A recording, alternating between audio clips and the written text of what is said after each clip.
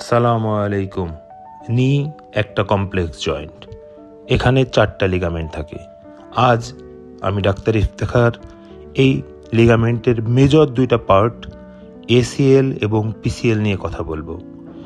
ACL anterior cruciate ligament, যা নিয়ের stability maintain করে, এবং পিসিএল পোস্টেরিয়র ক্রুশিয়েট লিগামেন্ট, যেটাও এসিএল এর সাথে নিয়ের স্টেবিলিটি মেনটেন করে।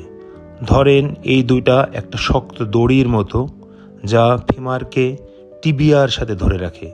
সামনে ডিসপ্লেসমেন্ট প্রিভেন্ট করে এসিএল অ্যান্টেরিয়র ক্রুশিয়েট লিগামেন্ট, যা সামনের দিকে অর্থাৎ ফ্রন্টে থাকে নি জয়েন্টের, এবং পিসিএল পোস্টেরিয়র ক্রুশিয়েট লিগামেন্ট, যা নি জয়েন্টের পেছনে থাকে।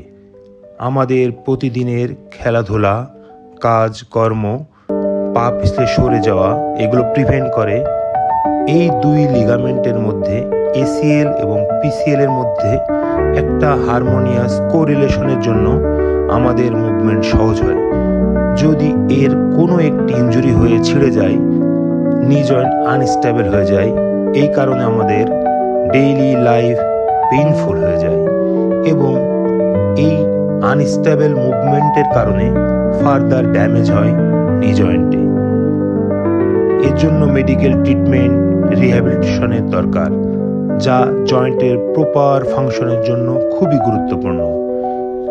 এই লিগামেন্টগুলো খেলোয়াড়দের মধ্যে বেশি ইনজুরি হয়, কারণ খেলার সময় সাডেনলি পায়ের মুভমেন্ট চেঞ্জ করতে হয়।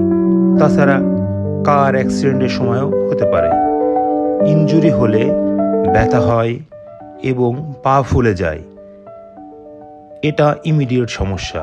পরবর্তীতে রুগীর কমপ্লেন থাকে আনস্টেবিলিটি, অর্থাৎ পাটা সরে যাচ্ছে, ঘুরে যাচ্ছে, এরকম একটা কমপ্লেন নিয়ে রুগী ডাক্তারের শরণাপন্ন হয়।